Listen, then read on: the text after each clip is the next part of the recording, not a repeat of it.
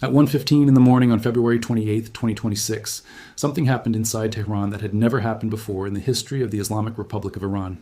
A man who had ruled an entire nation with absolute power for 37 years, who had survived.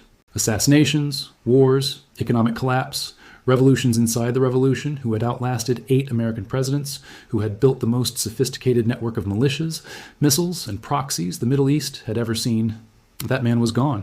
Not just gone, eliminated. In his own compound, in his own capital. And the people who did it? He never heard them coming. Today, we are going inside the most audacious intelligence and military operation in modern American history. We are talking about a decapitation of an entire command structure. Not just one man, not just one building, but an entire regime's upper tier. Hit simultaneously, in the opening hours of a campaign so precisely planned, so ruthlessly executed, that Iran's own air defenses never fired a single shot. We're going to walk through exactly how it was done, what was destroyed, who was killed, what weapons were used, and what it means that Iran is still fighting 5 months later without the men who built its war machine. This is the full story, from the planning to the execution to the aftermath, and there is not a single part of it that is not verified and confirmed. But before we get into any of that, I want to say something directly to you. This is a story with a genuine human cost on multiple sides. There are American service members who died in the retaliation that followed these strikes. There are civilian casualties that remain deeply contested and deeply painful. I'm not going to gloss over that. This channel gives you the full picture, not just the parts that feel comfortable. So stay with me all the way through, because the hardest parts of this story are also the most important ones. Now let me take you back to understand what the U.S. was actually targeting. Because to understand how significant this operation was, you need to understand what the leadership structure of the Islamic Republic actually looked like before February 28th, 2026. And I want to be clear, this is not background filler.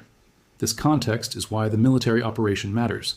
You cannot understand what was destroyed without first understanding what was there. Ayatollah Ali Khamenei had been supreme leader since June of 1989. Think about that. 37 years of uninterrupted absolute authority. He was the commander-in-chief of all Iranian armed forces. He controlled the Islamic Revolutionary Guard Corps, the IRGC, which is not just a military branch. It is a parallel state. It runs Iran's missile program, its drone program, its overseas proxy network, including Hezbollah, the Houthis, the militias in Iraq. It controls vast chunks of Iran's oil revenues, its construction sector, its telecommunications infrastructure. The IRGC is a 150,000 active duty force with 600,000 reserves, and every single one of them reported ultimately to Khamenei. Below Khamenei sat a tier of men who had spent decades building this machine alongside him. Mohammad Pakpour, commander of the Islamic Revolutionary Guard Corps, the man who ran the entire IRGC as of 2025. Defense Minister Aziz Nasirzadeh, who oversaw Iran's entire military procurement and development apparatus. Mohammad Bagheri, the chief of staff of the Iranian armed forces, the man who coordinated between all branches of Iran's military. Ali Shamkhani, the senior security advisor to Khamenei and former head of the Supreme National Security Council, the man who had been at the center of every major Iranian strategic decision for over a decade, and the commander of the IRGC Aerospace Force, the man directly responsible for the ballistic missile and drone program that had been raining munitions across the Middle East. These were not just officials. These were the architects. Remove them, and Iran does not just lose leadership. It loses the institutional memory, the relationship networks, the command authority that took decades to build. That was the theory of the operation. And what happened on February 28, 2026, was the execution of that theory at a scale that had never been attempted before. I also want to tell you something about the months that led up to this moment, because the diplomatic track matters too, and it collapsed in a way that directly triggered the military decision. Trump had been building enormous pressure on Iran through 2025 and into early 2026. He had deployed 2 carrier strike groups to the region. Hundreds of aircraft were pre-positioned. Tomahawk missile inventories were staged. He had posted on Truth Social in January 2026, quoting directly, "A massive armada is heading to Iran. Warning that time is running out, it is truly of the essence." He had set a 10-day deadline for Iran to reach a nuclear deal. Iran's foreign minister in the U.S. had been negotiating in Geneva, with Oman serving as a mediator. And as late as February 26, 2026, Oman's foreign minister stated publicly that the two sides had made significant progress. 2 days later, the bombs fell. The diplomatic track that had seemed close just 48 hours earlier was gone. Operation Epic Fury began precisely as Trump's 10-day ultimatum expired. That timing was not a coincidence. That was the plan. And one more thing I have to address before we get into the execution, because if I do not address it, I am giving you an incomplete picture. On the morning of February 28th, Iranian state media reported that a strike hit an all-girls primary school in Manab, in Hormuzgan province in southern Iran. The school was called Shajar-e Tayyebe. Iranian state media reported that at least 165 students, staff, and others were killed. The United States and Israel both denied deliberately targeting a civilian school. U.S. Secretary of State Marco Rubio stated publicly that American forces would not deliberately target a school. An initial U.S. military investigation found that the strike hit an IRGC facility adjacent to the school, and that the school was caught in the blast radius. The exact circumstances of that strike remain deeply contested. What is not contested is that children were killed. Iranian state media used this incident extensively in its information war against the U.S. operation, and the families who lost children in Manab are part of the human reality of this conflict that no strategic analysis can make clean. This channel will not pretend that military operations happen without civilian cost. They do not. That is always part of the story. Here is how it happened. And I need you to understand that what I am about to describe was not a spontaneous decision. This was the product of months of joint planning between U.S. Central Command and Israeli military intelligence, planning that began well before the first shot was ever fired. The CIA had built penetration inside Tehran's inner circle deep enough to know not just where these men were, but when they were together. And that is critical, because striking scattered targets one at a time alerts the others and triggers dispersal. But catching the leadership in a room, catching them in a meeting, that is a different kind of opportunity. On the night of February 27th, going into the 28th, multiple senior Iranian regime and military officials were gathered. Israeli intelligence, in coordination with American intelligence assets, confirmed their locations in real time. The operation was timed not to a calendar deadline, but to that confirmation. Chairman of the Joint Chiefs of Staff, General Dan Kane, stated publicly that the entire campaign timing was dictated by the moment intelligence verified the presence of key leadership at targeted locations. You plan the operation for months, but you pull the trigger the second you know they are in the room. At 1:15 a.m. Eastern Time, CENTCOM officially commenced the operation. What Iran saw, or rather what they failed to see, was the product of a suppression campaign so thorough it rendered their radar picture essentially blind in the moments that mattered most. The U.S. deployed EA-18G Growler electronic warfare aircraft, the specialized jamming variant of the Super Hornet, specifically to blind, disrupt, and spoof Iranian air defense networks. While Iran's radar operators were staring at screens showing them fragments of a picture, B-2 Spirit stealth bombers were already inside Iranian airspace. Let me tell you about the B-2s in this context, because it matters enormously. The B-2 Spirit is not just a stealth aircraft. It is the single most sophisticated long-range precision strike platform ever built.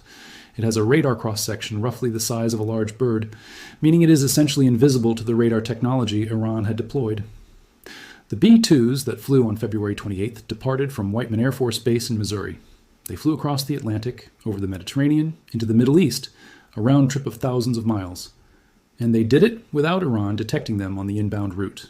No shots were fired at the strike package. None. General Kane confirmed this explicitly. Iran's fighters did not get airborne. Iran's surface-to-air missile systems did not engage. By the time the first weapons arrived on target, the element of surprise was total. And then subscribe to this channel right now if you have not already, because this is the kind of deep dive breakdown of what is actually happening in this conflict that you're not going to get in a 3-minute news hit. If you want the full story, verified, sourced, no guesswork, hit that subscribe button and turn on notifications so you never miss a video. Now stay with me, because what happened next is where the story gets extraordinary. The targets on February 28th were not just military facilities. The weapons used were not just conventional bombs. The U.S. deployed Tomahawk cruise missiles from Arleigh Burke-class guided missile destroyers in the region. It deployed F-22 Raptor 5th-generation stealth fighters. It deployed F-16 Fighting Falcons, A-10 Thunderbolt II attack aircraft. And for the first time ever in combat, the U.S. used what CENTCOM called Lucas, the low-cost unmanned combat attack system. This is essentially a one-way attack drone, an American version of the very weapon Iran had been using against U.S. forces. The irony is not lost on anyone. In the first 24 hours, U.S. forces struck over 1,000 Iranian targets, 1,000 in one day. The target list included IRGC command and control headquarters in Tehran and regional centers across the country. Iran's integrated air defense network, the radars, the surface-to-air missile batteries, the command nodes that tie those systems together. Ballistic missile launch complexes near Tabriz, Qom, Karaj, Bushehr, and western Iran. Military airfields, naval assets, and specifically in the opening strike, Khamenei's compound, struck after real-time intelligence, confirmed his presence. President Trump confirmed publicly that approximately 49 senior regime and military officials were killed in the opening salvo. 49, in one operation. Trump said, and I am quoting him here, "Everything they have is gone, including their leadership." That is a presidential statement on record. The confirmed names of senior leadership killed on February 28th include Mohammed Pakpour, the IRGC commander. Defense Minister Aziz Nasirzadeh, Mohammed Bagheri, Chief of Staff of the Iranian Armed Forces, Ali Shamkhani, Senior Security Advisor to Khamenei, the commander of the IRGC Aerospace Force, the man responsible for Iran's missile program. Multiple other officials, including the head of the military office of the Supreme Leader, the head of operations planning of the General Staff, the chairman of Iran's Defense Innovation and Research Organization, the body responsible for developing weapons of mass destruction capabilities, the head of the IRGC Intelligence Directorate, the deputy head of the Office of the Supreme Leader. This was not a partial decapitation. This was a near total elimination of the men who had built and run the Islamic Republic's security apparatus for decades. And then Israel did something that, when I read it, made me stop and read it again. 3 days later, on March 3rd, 2026, Israeli forces struck a meeting of Iran's Supreme Council, the council that had assembled specifically to choose a successor to Khamenei. A senior Israeli official confirmed to Fox News the exact nature of what happened. Israel struck while they were counting the votes for the appointment of the Supreme Leader. Think about the intelligence penetration that requires, not just knowing where the meeting was happening, not just knowing when it was happening, but having the real-time picture to execute a strike at the precise moment when the most consequential vote in Iran's modern history was being cast. The successor selection meeting was hit while it was in session. There is something else that most people are not talking about, and I want to make sure you understand it. The U.S. military did not come to February 28th cold. There was a predecessor operation that had already changed the strategic landscape months earlier, and without understanding it, you cannot understand why the February attack was able to hit so hard so fast. The operation was called Operation Midnight Hammer, and it took place on June 22nd, 2025, 9 months before Operation Epic Fury. And it was the largest B-2 operational strike in the history of the United States Air Force. 7 B-2 Spirit stealth bombers departed Whiteman Air Force Base in Missouri. But here is the part that reveals just how carefully the U.S. planned this. Multiple B-2s simultaneously flew west toward Guam. A deliberate deception. 2 separate packages, heading in opposite directions, designed to confuse Iranian intelligence about where the actual threat was coming from. The package heading east flew across the Atlantic, across the Mediterranean, and entered Iranian airspace from an unexpected direction. And when they got there, they dropped something that had never been used in combat before. The GBU-57 massive ordnance penetrator, 14 of them. The GBU-57, the MOP as it is called, is a weapon 15 years in the making. It weighs 30,000 pounds. 30,000 pounds. A single bomb. It is the largest non-nuclear weapon in the American arsenal, and it was designed for one specific purpose: to destroy targets buried deep underground inside hardened, reinforced concrete. Targets like Iran's nuclear enrichment facilities, which Iran had specifically buried inside mountains and under hundreds of feet of rock precisely because they believed no weapon could reach them. The B-2 is the only aircraft in the world capable of carrying the MOP. Each bomber can carry exactly 2 of them, 7 B-2s, 14 MOPs, all dropped in a 25-minute window over the Fordo and Natanz nuclear enrichment sites. General Kane, the chairman of the Joint Chiefs, confirmed that it was the first operational use of the GBU-57 in history. He also confirmed that Iran's fighters did not get airborne and Iran's surface-to-air systems never fired. They were, again, completely surprised. Simultaneously, a U.S. Ohio-class guided missile submarine, one of only 4 in the American fleet capable of firing this many missiles at once, launched more than 30 Tomahawk cruise missiles at the Isfahan nuclear facility. 3 Iranian nuclear sites. One night. Total surprise. And General Kane's assessment at the Pentagon briefing the following morning. The 3 sites sustained extremely severe damage and destruction. Trump said Iran's key nuclear enrichment facilities have been completely and totally obliterated. That is a presidential claim on the record. The International Atomic Energy Agency confirmed that the Natanz fuel enrichment plant was struck with ground-penetrating munitions, and that Iran itself reported no off-site radiation increase, meaning the strikes hit the enrichment infrastructure, not the radioactive material itself. And let me give you the economic dimension of all this, because it is inseparable from the military story. The Strait of Hormuz is 21 miles wide at its narrowest point. Through that gap, before the war, roughly 20 to 25% of the world's seaborne oil trade passed every single day. Around 100 commercial vessels transited the strait on a typical pre-war day. when Iran began threatening and attacking commercial shipping in the strait. Boarding vessels, firing missiles at tankers, laying sea mines, shipping companies stopped sending their ships through. By late March 2026, oil prices had risen 40% since the conflict began. Brent crude hit $100 a barrel. Trump was threatening to destroy Iran's infrastructure if the strait was not reopened. He posted, and I am paraphrasing his Truth Social language, that he would blast Iran into oblivion or back to the Stone Ages until the strait was open, free, and clear. A ceasefire was agreed on April 8, 2026. It was supposed to be 60 days. Iran agreed to use its best efforts for safe passage of commercial vessels. Oil prices fell 15% in a single session on that news. Ships started moving again, cautiously, in limited numbers. But the deal had a fatal flaw. It did not prohibit Iran from eventually charging tolls on strait passage. Iran interpreted the agreement to mean it maintained control of the waterway.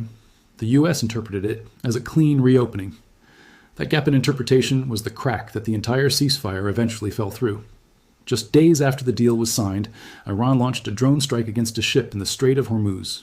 The U.S. retaliated. Fighting resumed. By early July, Trump declared the ceasefire over at a NATO summit in Turkey and called further negotiations a waste of time.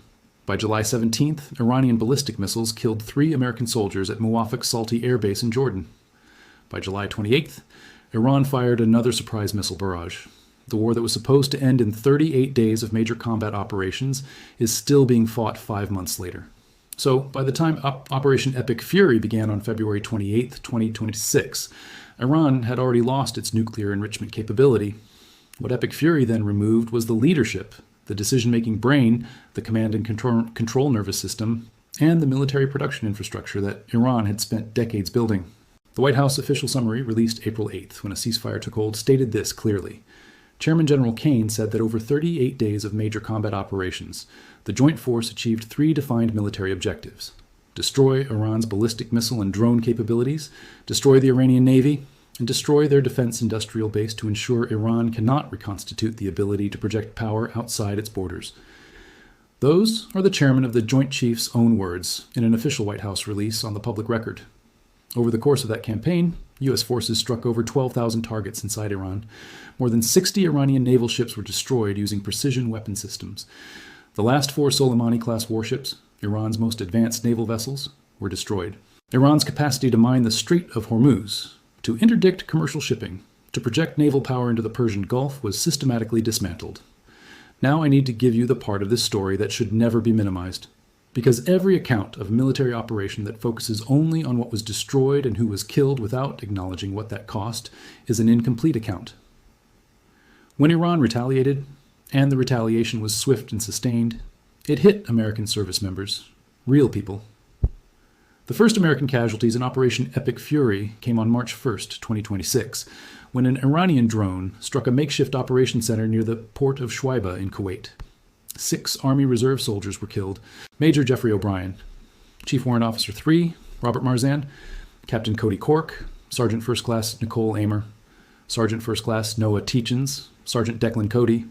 President Trump attended their dignified transfer at Dover Air Force Base on March 7th. 6 flag-draped transfer cases off a military aircraft, carried by honor guards, received by families. That is the real price of these operations, and it belongs in this story.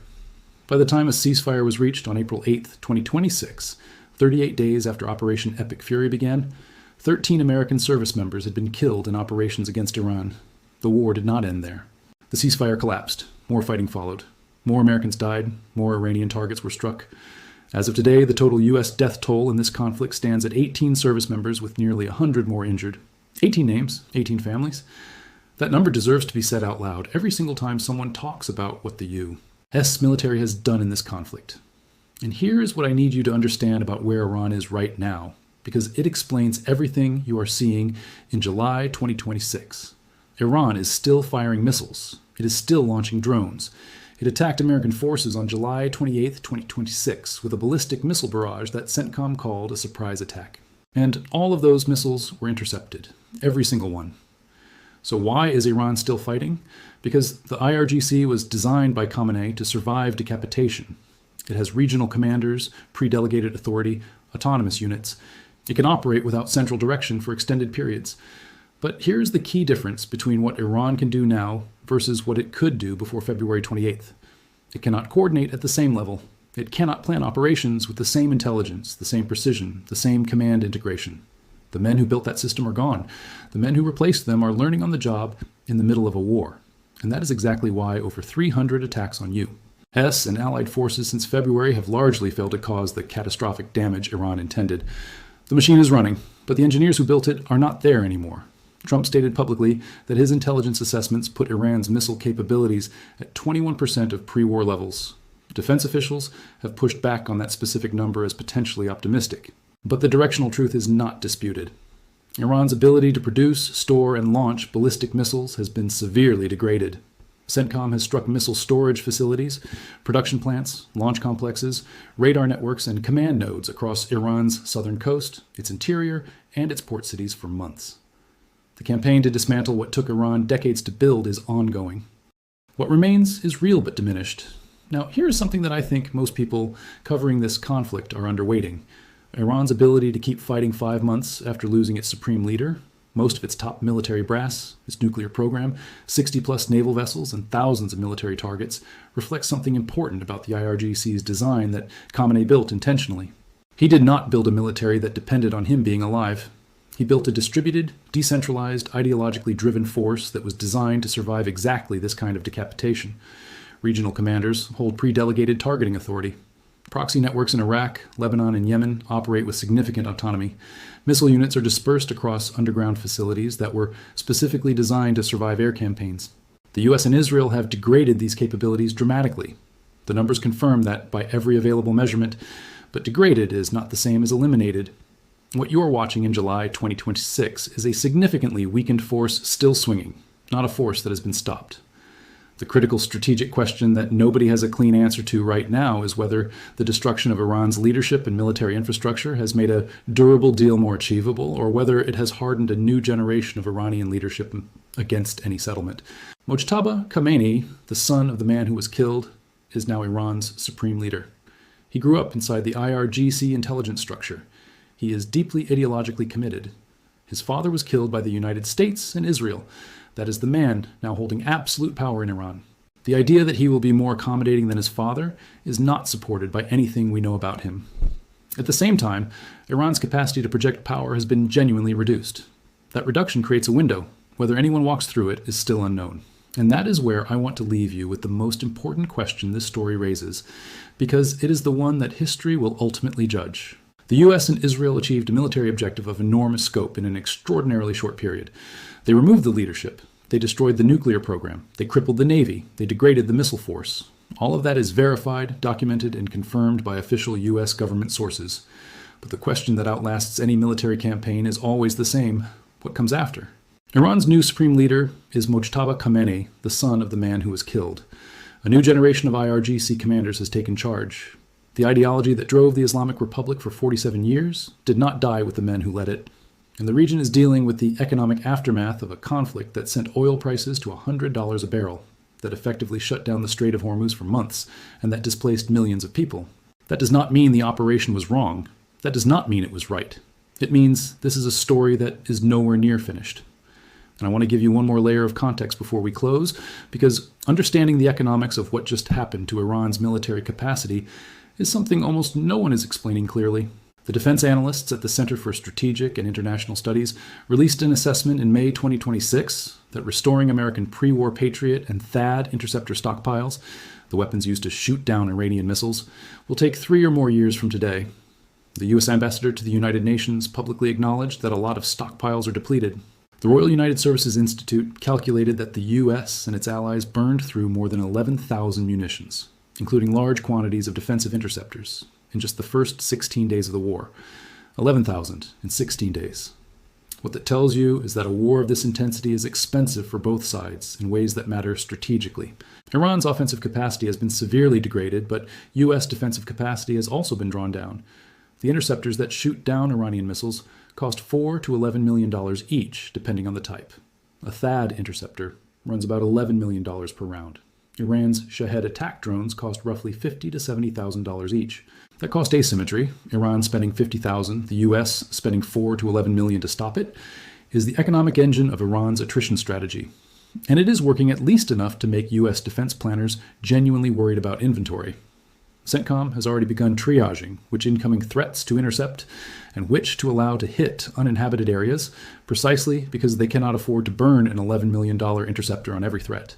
That is a confirmed, documented operational reality. An American official confirmed it to The Intercept. It is not speculation. So when people say the U.S. is winning this conflict, and in the most direct military sense of destroyed targets and degraded capability, there is real evidence for that claim. You also have to reckon with the sustainability question. Can the U.S. maintain this pace of operations and this level of defensive consumption indefinitely? The answer is not obviously yes, and that is exactly why the diplomatic track, the ceasefire negotiations, the Pakistani mediation efforts, all of it matters alongside the military story. The guns and the diplomats are working simultaneously, and neither one has yet produced a durable answer. The military chapter, the one we have been walking through today, is documented. It is sourced.